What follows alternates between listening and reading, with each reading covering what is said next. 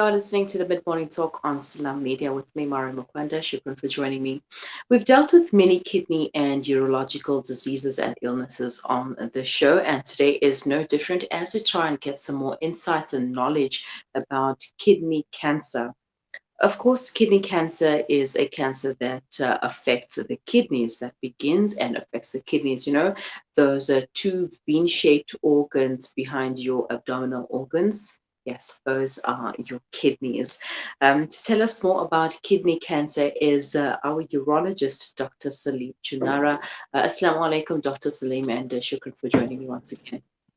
Wa alaikum salam wa rahmatullah, Mariam, and to your viewers and listeners as well. Jazakallah khair for me again. Alhamdulillah. So, doctor, what is kidney cancer and how common is it? Okay, so yes, kidney cancer. So as you rightfully described, it involves the kidneys, which is those two bean-shaped organs that are associated on the side of each body of your flank. It is common. I mean, it's a relatively common cancer. I would say probably in the order of maybe 20-30%, something in the area there. I'm not quoting any recent data on that one. But the interesting thing about the diagnosis of kidney cancer now, I'm sure we're going to get to it, but just on the point about kidney cancers is that in the past, we used to see kidney cancer very late in the disease, and I think nowadays, because of the advent of things like ultrasound, people are more aware of their bodies and they probably seek medical attention sooner. People go for tests. If you've got abdominal pain, for example, you like to have an ultrasound, And most cases of kidney cancer nowadays are picked up incidentally, probably in the order of about 40%, meaning you were looking for something else and you found something suspicious on the cancer. And also we've seen them much sooner, much earlier in the disease, And the likelihood of spread is also very, very rare to find that situation. Mm-hmm. Right now, how different is it from other kidney ailments? Like your kidney diseases, kidney stones, or any other kidney-related issues? Yeah, no, that's a good question. You see, to say that you will know that you have kidney cancer is not. There aren't any specific symptoms that say yes, this is only kidney cancer. Remember, most people will seek medical attention when they have some sort of symptoms. And obviously, pain is the main factor there. Pain is often a feature that will make people go and seek medical attention. But if we say, for example, flank pain, now flank pain can be a kidney infection, could be kidney stones, could be a variety of possibilities. All right. But generally, the symptoms that will make one go and seek medical attention are the following: things like flank pain. If you have pain on your flank, with the side of the kidneys, you're likely to go seek medical attention. Blood in the urine is also a very, very important feature of that as well.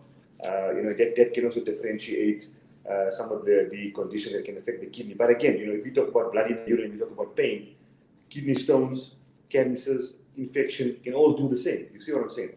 They have similar type of symptoms. But the point is that it's going to prompt you to go seek medical attention. By minimum, when you see a medical practitioner for those kind of symptoms of flank pain, blood in the urine, what we call hematuria, and blood in the urine could be something that you physically can see with your eye, which is it's visible to the eye, or it could be something that the physician or doctor that you see, or urologist that you see, when they do a test in their rooms, they may find blood in the urine, what we call microscopic blood. So either one of those, and then that'll obviously prompt the doctor to do something. And by minimum, you'll have an ultrasound at least, which will visualize the kidney. And the ultrasound is a very, very efficient test, to be able to detect any abnormalities with the kidney. So almost at that point, you will sort of know. Am I dealing with a kidney stone, perhaps? Am I dealing with possibly a mass on the kidney, a growth on the kidney, a tumor on the kidney? Am I dealing with an infection on the kidney? Already you have some idea which direction you're taking with that particular patient, But on that point, Mariam, there are certain aspects that may make a doctor more suspicious that they could be dealing with something suspicious. What are those? That comes to now, what we're going to be talking about, like in terms of the causes of what can be cancer, So, for example, things like family history of cancers, if a person is a smoker, has been losing weight, general fatigue, anemia, other symptoms that are related now or that are also associated with this particular problem of pain and maybe blood in the urine, Those kind of additional symptoms don't fit always with things like kidney stones and kidney infections. You see what I'm saying? So they kind of give you a bit of a clue that, you're likely to be dealing with something that's more suspicious, for a tumor or a kidney or a mass or a growth or a cancer on the kidney. All right, so can children get kidney cancer? And if so, are the symptoms and the signs the same as that for adults? Absolutely, absolutely. Children can be affected with kidney cancers. Often we talk about a Willem's tumor, often that's what people know about. But yeah, so in a child, obviously would be things like, lack of growth or poor growth, stunted growth. And obviously in a child, it's more obvious to pick up a mass early. Obviously, child smaller bulb, smaller abdominal area. One is more likely to detect a mass or growth on the kidney. And sometimes you actually can see the visible bulge on either side where the kidney may be. One can actually pick it out, And obviously things like blood in the urine, and pain. And pain can definitely be a feature for tumors or cancers, especially in the children. But often those kind of cancers, they tend to be associated with possibly other genetic abnormalities. There could be another family history that's there. It's not all that common to get a sporadic disease in a child, But you're right. The point is simply this: is that it's a bit more ominous. It's not, a child may not really always explain very well how they're feeling. So those kind of cancers, regrettably, they can be detected sometimes quite late in the disease. Because of that lack of, maybe appreciation of how they feel, lack of being able to communicate what they're experiencing. So that's often a challenge. But it's not common. I mean, the good thing about it is that cancers in the child are not common. But yeah, I mean, we often, we've done this on other shows as well, when children start complaining about abdominal pain, they complain about urinary symptoms. It's very important to pay attention to that, not just to say, it's growing pains and let's just forget about it, By minimum, like I'm saying, if a child that has those kind of symptoms has an ultrasound of the abdomen, which is a painless procedure, there's no pain associated with it. It's a few minute type of investigation, very easily available. Can certainly give a lot of clues as to what we may be dealing with, Mhm. I think most of the time we often rule out any pains with the children as, no, they're just children and it will probably go away. Just give them some painkillers, some Panado, and that will be sorted out. I'd like to talk about how kidney cancer is diagnosed, but let us take a quick break and we'll continue thereafter, inshallah.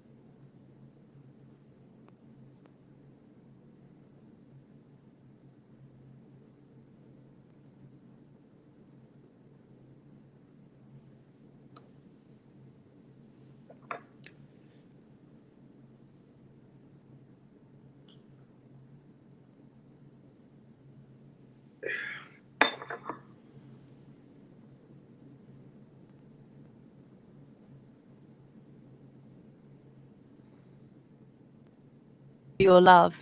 Trust Randery Jewelers to make it special. www.randeryjewelers.com. Make your moments last forever with Randery Jewelers, the family name you can trust. Africa. For your convenience, the Africa Muslims Agency's Durban office has moved to 797 Jan Smuts Highway, Sherwood, Durban. Our friendly staff are eagerly awaiting to receive, advise, and share with you the current ongoing campaigns and projects that you have been supporting for the last 35 years. Visit us at 797 Jan Smuts Highway, Sherwood, or call 031 207 5676. Africa Muslims Agency, inspiring the spirit of giving.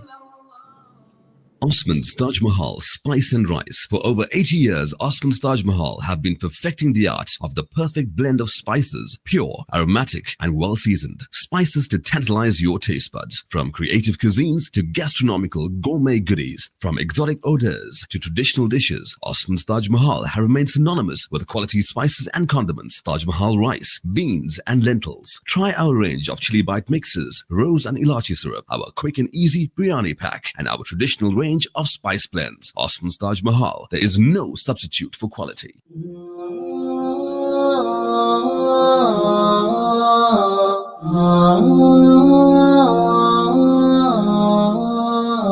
हम तेरे बिना अब रह नहीं सकते, तेरे बिना क्या वजूद मेरा।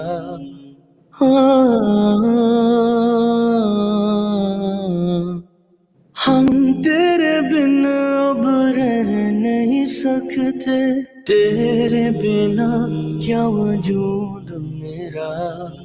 तुझसे जुदा अगर हो जाएंगे तो खुद से ही हो जाएंगे जुदा।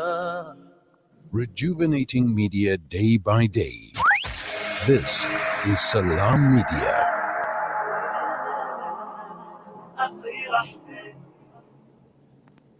Welcome back. You are listening to the Mid-Morning Talk on Salam Media with me, Mari Mukwanda, and we are talking about kidney cancer and, trying to differentiate kidney cancer from other kidney ailments like kidney stones, kidney diseases, etc. If you feel pain, in your flank, as Dr. Choonara explained earlier, you must go for a checkup, and the checkup will determine whether you do have kidney cancer or some other kidney-related issues. Dr. Salim, shukran for staying on the line. How is a kidney cancer diagnosed? Yeah. But I just want to quickly mention a few risk factors before we get to diagnosis, because it does tie into the diagnosis, right? Now, and again, it's common in all our communities, across the board, no matter what race you are, what community you belong to. Smoking is one of the most significant risk factors for kidney cancer. And not only kidney, but kidney and bladder, but now obviously we're focusing on kidney cancer. That's a very, very important sign, okay? And then family history of cancer is also very significant here. People over the age of 40, and obviously a male is more likely to develop cancer than compared to a female. And then another big group you must think about also are those people that have renal conditions or kidney conditions, especially those with renal failure, patients that are on dialysis. They are also at risk for developing things like kidney cancers, right? So just a little point about that. In terms of diagnosis, as I said to you, it's a build-up to the diagnosis. It's the history, it's the certain risk factors the patient may have, and the symptoms they may be experiencing. Flank pain, blood in the urine or hematuria. When you see a doctor, they'll do most likely an ultrasound. As a urologist, we do ultrasound in our rooms, but if you see a GP, for example, they may send you to an X-ray department to have an ultrasound done. Like I said, a very painless procedure, takes a few minutes, but gives a wealth of information about your kidneys. So that already will give us an indication whether we're dealing with something suspicious, because when you do an ultrasound, you can see the shape of the kidney, like you mentioned, a bean-shaped type of form that you want to see. You see some abnormalities on the kidney itself, that will prompt us then to say, we need to investigate further. The diagnosis of choice here would be what we call a CT scan with contrast, CT IVP, or a CT scan with oral IV contrast. That helps us to first of all now, without any confusion, say that what are we dealing with? Is there a mass on the kidney or a growth on the kidney? If that is the case, then we want to know what kind of density is that lesion. Because remember, you can have, for example, a cyst on the kidney, which will also look suspicious on an ultrasound. When you do a CT scan, you can have a differentiated idea now whether or not that cyst is, for example, simple or complex. Has it got some solid components in that cyst? That kind of information we'll get on the CT scan, because what we do is we can measure what we call the density of any structure on the scan. And that is very critical to the diagnosis, because when the density is referencing something which has a solid component and has got an increased blood supply to that particular area, that raises the suspicion significantly that you may be dealing with a cancer of the kidney. Because for the cancer to grow, it requires a good blood supply. And that is a very salient, a very significant feature what we call renal cell cancer or renal cell carcinoma. All right. So the CT scan, almost often pinches the diagnosis. I must say to you, we often get patients asking us about biopsies. Should we biopsy the kidney? Can't we know what we're dealing with first? And the role of a biopsy in kidney cancer is very, very limited. By the time we've looked at the CT scan and with all the history, there's blood in the urine, we're suspicious because of the density of this lesion. It has a very increased blood supply, or the mass or that area enhances. That's a medical term, what we call enhancement, that refers to increased blood circulation in a particular part of the kidney. Those factors, almost maybe 95% plus of cases, is likely to represent kidney cancer. So the role of biopsy is very, very limited. I'm just going to quickly mention when we do a biopsy.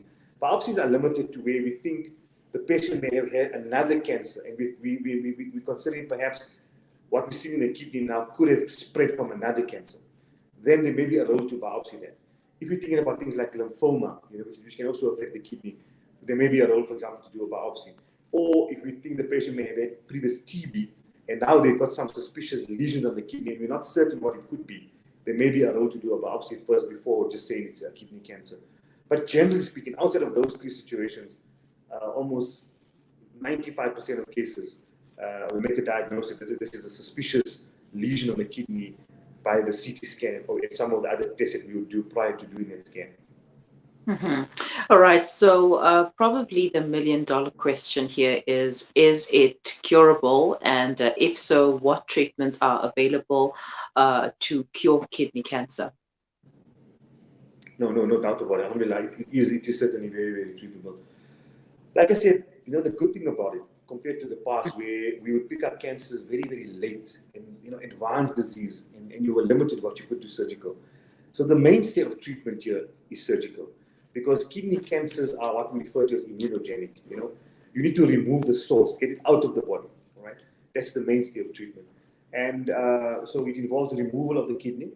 Now, what is important here is to understand how we approach the kidney. In the past, before the advent of laparoscopic surgery, that is the pinhole surgery, almost all patients required a big cut along your flank area or down the abdominal wall, depending on how big the cancer was. That's the kind of surgery you would require. We still apply that method in certain situations, like very, very big cancers, or we think the cancer is involving the blood vessels of the kidney, or it's extending into the big, into either the vena cava or it's encasing the aorta, or whatever. If it's a very, very big cancer, we still offer them an open operation where we cut down and we actually physically go and remove the kidney. But for smaller cancers, so in other words, maybe cancers in the order of perhaps less than 5 to 7 centimeters, we can certainly remove these cancers laparoscopically. Okay, so the healing is unbelievably shorter. The patients do so much work, so much better. Shortened hospital stay, recovery is phenomenal. And like I said, it's a minimal type of pain, even because of there's so minimal cuts that are made to remove the cancer. And in that laparoscopic approach, there's also two ways one can do that. Depending where the tumor is. For example, if you think about a bean-shaped type of structure, can you imagine if something is on the top end of the kidney or at the bottom end of the kidney or like towards the periphery, towards the outer end of the kidney? One can do what we call a partial nephrectomy, meaning we remove just the piece of the kidney that contains the tumor and we preserve the rest of the kidney, if that can be possible. So a partial nephrectomy is certainly something that's very possible, and we do perform those kind of procedures. But it depends upon the kind of cancer, the type of cancer, and also the location where the actual tumor is situated on the kidney. If the tumor is situated very close to where the blood vessels are, you must remember the kidney has got a massively rich blood supply. It's got large arteries and veins entering and leaving the kidney. So if you've got a tumor that's located right in the center of the kidney, very close to these large, big blood vessels, it's almost impossible to sacrifice only that part of the tumor and leave everything else intact at the cost of causing the patient to have a massive bleeding theater, So we often don't do that. So in those situations, basically, one has to then sacrifice the entire kidney, That's the treatment that one would do. But, there's so many considerations that have to be taken into account. Before one can even attempt to remove a kidney, you want to be certain in your mind that the other kidney is functional and okay, and there's no other abnormalities, Because sometimes we do get cases where people have cancers involving both kidneys, or they may have had a kidney removed for some other reason. Now they can develop a cancer on the remaining kidney. So you can't just simply remove the whole kidney. You've got to think about how you're going to approach this thing. Because once you remove the kidney, the patient is now become dialysis dependent or may require a transplant sometime in the future, So what I'm saying is a lot of consideration, but for our understanding, the mainstay of treatment is surgical, which can be an open procedure or a laparoscopic procedure. I think that is an understanding that, for the common person out there, for the lay individual, that's an understanding one should understand. But there's a lot of other aspects that come into play here. Just on that point as well. I remember having one of my patients, a very young lady from North Africa, which had a massive tumor on the kidney, but the cancer had actually gone into the blood vessels of the kidney and it almost extended up to the inferior vena cava. And those kind of situations are much more complex. So you maybe require a vascular surgeon to be involved in the procedure.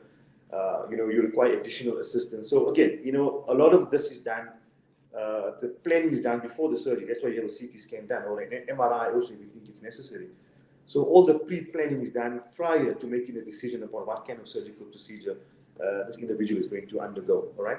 Now, on that point, as far as chemo and radiation is concerned, there's very limited role. There's almost no role really for radiation or even chemo. We use what we call immunotherapy as a means or as an adjunctive treatment to kidney cancer. Or for example, if we think the cancer has spread locally, it may have gone to some lymph nodes. We still remove the tumor, but then we follow that procedure up with some additional therapy called immunotherapy to treat the remaining focus or foci of cancer wherever they may be situated.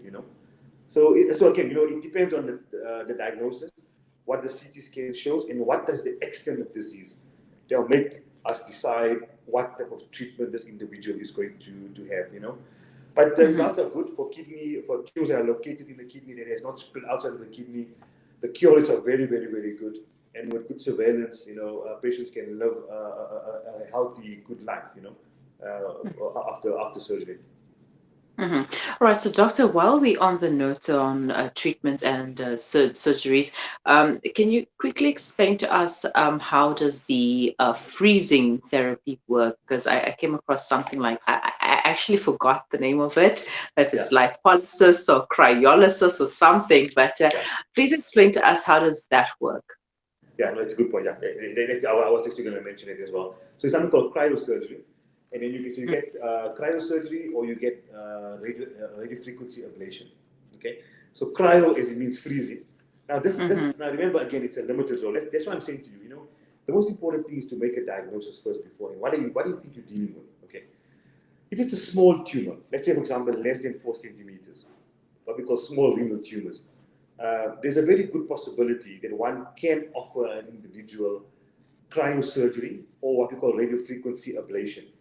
So it means exactly that. Either you're going to freeze that part of the tumor on the kidney where just that area where it's located to completely destroy the cancerous cells and whatever else may be associated with that, or like a radiofrequency type of ablation where you're ablating that area, that part of the kidney where this mass or this tumor is situated to eradicate that component alone. Okay, but now you have to keep in mind also that if we're dealing with, for example, a mass in an older person, let's say maybe 75-year-old, whatever it may be, because it's got a mass on the kidney, it's got other medical conditions, comorbidities, make surgery a bit of a technical issue, having to undergo surgery, being in ICU, there's an anesthetic risk, for example. There's a role for us to use these kind of ablative techniques, cryosurgery, radiofrequency ablation. But in a younger individual, we don't want to play around with this thing. I mean, play around with the commas. What I mean is that we want to be very, very clear. We want to have the best outcome. The mainstay of treatment is still surgically removing the tumor. Because even when you do ablation, you freeze it, you use radiofrequency, whatever it may be, there is a possibility it could be a recurrence in that area. Because you've just ablated that particular area. You don't know on a microscopic level where else the cancer could have spread into the kidney, because you're going on only physically what you can see on a scan or what your eye can physically see, So you don't know what the microscopic extension of the cancer could be, etc. So that kind of aspect is reserved for a different type of patient, But a younger patient, no doubt, the mainstay of treatment is surgery, get rid of the cancer entirely, And no doubt, even in the terms of the data, that has shown to have the best outcomes and the best results. Well, Dr. Shukran, so much for your time. It has been very informative. Please share your contact details with our viewers and listeners. Okay, so I'm based at the Mill Park Hospital, and my contact number is 011 482 2230. All right. Shukran so much for your time once again, and have a wonderful day. Assalamu alaikum. Thanks so much for having me. Keep going. Dr. Salim Choonara, urologist based at Mill Park Hospital, taking us through kidney cancer. Well, kidney cancer, if you are one of those people who smoke, you are at risk for developing kidney cancer. And if you have family history, you are also at risk. If you are over 40,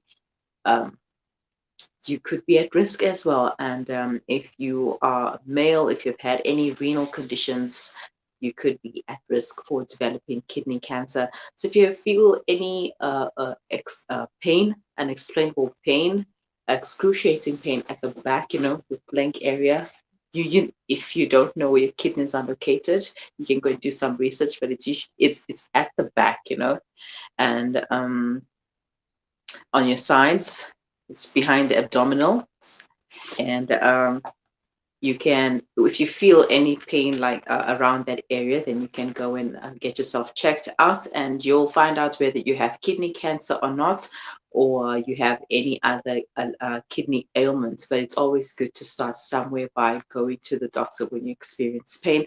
And the first step is with your GP, and thereafter you can go to, they will direct you to the specialist. But in the meantime, if you would like to chat to Dr. Salim about any other kidney or urological factors, you can give him a call on 011 482 2230. He is based at Mill Park Hospital in Johannesburg. Do stay with us. We will be right back after the break.